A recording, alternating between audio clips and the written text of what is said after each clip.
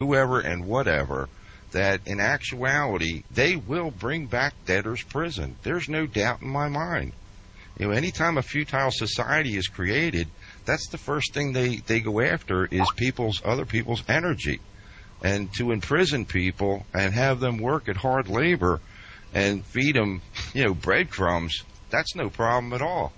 Because they're going to make tons of money utilizing somebody else's energy and then just feed them the bare essentials to keep them alive. And when their life just serves up its useful purpose, they're going to dispose of them. It doesn't cost that much to dig a hole in the ground and throw a body in it. Does everybody know what Rex 84 is? No. Okay, you ought to look that up on Wikipedia or just Google it. Rex 84 was the government's ability to house and imprison large numbers of United States citizens. And this has been in effect since 1984. I don't think the government has given up that property. I don't think the government has given up the idea of being able to exercise that option. Well, yeah, I mean, it's all over the internet, all the concentration camps they have built in this country. Yeah. REX 84. That's what it was. That's what it stood. That's what it. That was the name. That was the designation it was given. And Oliver North tried to tell us about it. Not that I have any love for Oliver North, but he tried to tell us about it during the Iran-Contra, and Inouye and a few others stopped in cold. Yeah, he tried to take the focus off of himself by bringing that to light. Yeah, I remember that now that you say that. Yeah. Yeah, well, that's all incorporated into what they've been doing for the past 20 years, building these FEMA camps and whatnot. Fort Indian Town Gap, which is probably about 50 miles away from me. It's interesting to look at it now. It used to be an Army supply depot, and I remember passing it many times on the turnpike. I even drove up close to it a couple of times. I had to meet people. It was a landmark that we could meet at. And back then, they had the barbed wire with the high fences, but the barbed wire was pointing out as to keep people out. You go there today, you see the barbed wire pointing in. So why are you going to have barbed wire pointing in if you want to keep people out? Yeah. And the whole thing that got me was that they put notices in the paper that they were closing down this warehouse facility completely. It's been completely renovated. Why did they sink all that money into renovating the place? And they're obviously not utilizing it for a supply depot anymore. And then all new fencing and everything. Yeah. They've got plans. And that's only one of what I think is like 164 concentration camps spread around the country. Yeah. Well, the idea of this can't happen here, that's such a stupid idea because we've already got the history of that kind of behavior here in this country.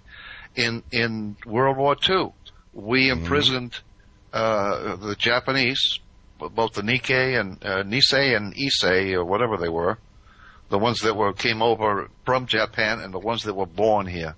I think it was the Nisei, the Issei were born here and the Nisei were imported. But they went into concentration camps all over the West, all over the East and West. And the Germans and Italians, some of them went into concentration camps, not all of them, but some of them. And, it was a disaster. I mean, you're talking about pissing off an American for the rest of his life. That's exactly what happened. I mean, I meet some of these Japanese people today, sons of Nikkei or Issei, and they're not happy campers. They know what can happen.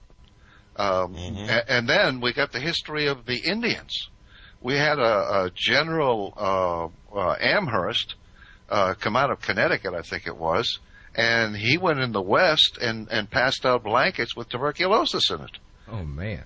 Oh, yeah, get rid of these Indians. They're useless eaters. This country has a history of this garbage. Yeah, it was tuberculosis and smallpox. Yeah. Well, let me tell you, It's not even just this country, Richard. Look at what they said over in Germany before the Nazis took over. The Germans were saying the same thing. Oh, that'll never happen here. Oh, yeah. Sure enough, it happened.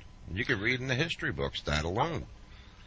There's a quote that people like to use. I don't know where it came from, but it essentially says that evil can be accomplished when good men do nothing. And, as long as the TV gives us our favorite soap opera or situation comedy, and as long as the water it keeps running and the electricity, you plug something in and it works, then we don't seem to care about anything. We don't care if 1 million or 2 million Africans become hacked to death with machetes. We don't care if 300,000 people die in a country that's not 100 miles off our southern coast.